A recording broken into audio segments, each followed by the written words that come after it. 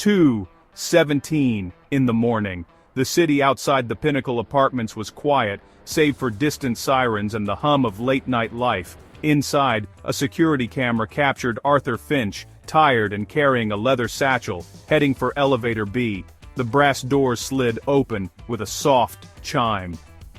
Arthur stepped inside, his expression weary. The doors closed. The elevator rose. Second, third, up to the 12th floor. The digital clock ticked to 2:18 a.m. The elevator reached the 12th, then descended. The chime sounded. The doors opened. The elevator was empty. No Arthur. No satchel. Security footage was clear. Arthur entered, but never exited. The question lingered: how does a man vanish in a sealed box? The answer, for now, was silence.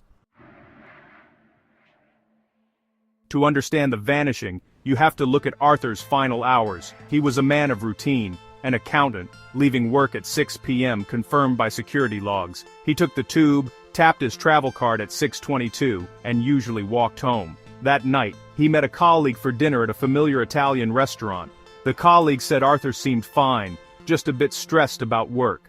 After dinner, Arthur went for a pint at the Falconer's Arms. He sat alone, had 2 drinks, and left just before 2 a.m. A 15-minute walk brought him to the Pinnacle. The night porter, George, saw him enter and nodded. Arthur nodded back, their usual silent exchange. George said Arthur looked no different than any other night. Arthur crossed the marble floor, pressed the elevator button and stepped inside. That was the last time anyone saw him in person. The rest was captured by the camera. No one followed him. No one else entered the lobby. His night was ordinary, until it wasn't. The routine was unbroken, except for a single deviation, a late drink, a quiet walk, nothing to suggest what would come next. The city slept, unaware. Arthur Finch disappeared between floors, leaving only questions. The last person to see him was George, and then, the camera. The investigation began with hours of silent, grainy footage. The lobby camera showed Arthur entering elevator B at 2:17 a.m. 2 minutes later, it returned empty. A man goes in, doesn't come out. Inside, Arthur pressed 12. The doors closed. The elevator rose. Suddenly, 7 seconds of static. When the picture returned, Arthur was gone. The elevator stopped at 12. Doors opened to an empty hallway. Technicians found no malfunctions, no overrides, no evidence of tampering. Arthur Finch had vanished in a sealed, monitored space. The mystery remained, locked in those 7 seconds. The mechanical witness had seen everything, and nothing. Elevator technicians found nothing wrong, until a junior tech noticed a discrepancy in the building's blueprints. The original plans showed a service level between the 6th and 7th floors, sealed off in the 90s. Modern plans omitted it. The elevator had no button for it. Detective Inspector Corbin ordered a physical inspection.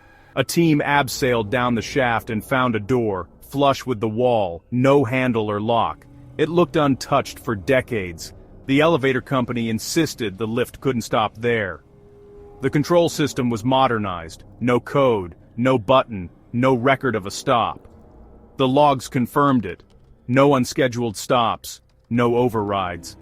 The door led to a dark, dusty void, a dead end, not an exit. Yet the hidden floor deepened the mystery. How could Arthur have accessed it? Why would he? The discovery raised more questions than answers. The service level was forgotten, sealed, and supposedly inaccessible. But it existed. Just out of reach, and the investigation stalled at the threshold of that door. The mystery of the missing floor became central to the case. Where was Arthur Finch?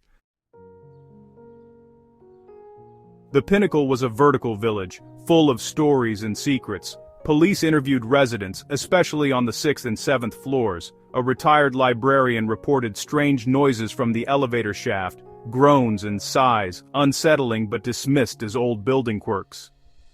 A young couple on the 6th floor noticed their lights flickered late at night, especially around 2:15 a.m.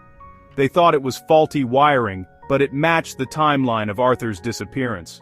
Staff had their own tales. The night porter called Elevator B temperamental, doors refusing to close, wrong floors, frequent maintenance. A retired maintenance worker recalled sealing the old service level, but wasn't sure it was ever truly secure. The building's oddities became clues.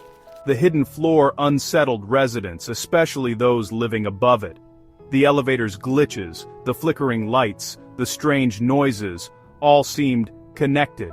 Every detail mattered in a case with so few answers. The building itself became a suspect. Residents whispered about the vanishing, fueling rumors and fear. The police found no clear evidence, only fragments of unease. The mystery grew with every story. The pinnacle's secrets remained locked behind concrete and silence. The elevator kept moving, but the questions lingered. What really happened that night? Arthur Finch's disappearance became a media sensation. The elevator vanishing. Police faced pressure, but answers were elusive. Detective Corbin's team searched Arthur's flat immaculate, nothing out of place, no sign of struggle or plans to leave. His finances and work life were stable. He had no enemies. Experts reviewed the elevator's logs and footage. No sign of tampering, no evidence of manipulation. The night porter and cameras confirmed Arthur entered the elevator. The problem wasn't proving he got in. It was proving how he got out. The 7-second gap in the footage defied explanation. Theories of deepfakes or technical sabotage were dismissed. The inquiry hit a wall at every turn. The case was a puzzle with missing pieces. The official investigation stalled, unable to explain the impossible. The media frenzy faded, but the mystery endured. The building's residents remained uneasy. The elevator's routine continued, shadowed by the unanswered question. Arthur Finch was gone, and no one could say how. The official file closed with no resolution. The mystery remained unsolved. As public interest peaked, police sealed key evidence, the 7 seconds of static and the shaft inspection footage. The official reason was to protect the investigation, but rumors spread. Some claimed faint audio, a voice, maybe Arthur's, was heard during the static. Others whispered that the hidden floor contained an object, not a body. The police dismissed these as speculation, but the secrecy fueled wild theories. The sealed evidence became a blank canvas for public fears. By withholding information, authorities deepened the mystery. The truth was hidden, and the vacuum filled with unease. The case became legend, its secrets locked away. The question remained, what was so disturbing that it had to be sealed?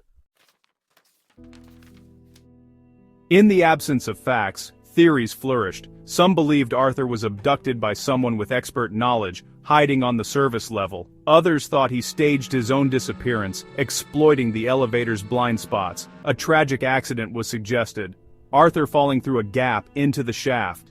But no body was ever found, and the elevator's sensors showed nothing. Fringe theories emerged. The building itself was responsible, the hidden floor a glitch in reality. The authorities dismissed the supernatural, but the lack of answers made people wonder. The case became a magnet for speculation. Rational explanations failed. The impossible seemed plausible. The building's secrets remained intact. Arthur's fate was debated endlessly. The mystery endured, unsolved. What if the impossible was the only thing that made sense?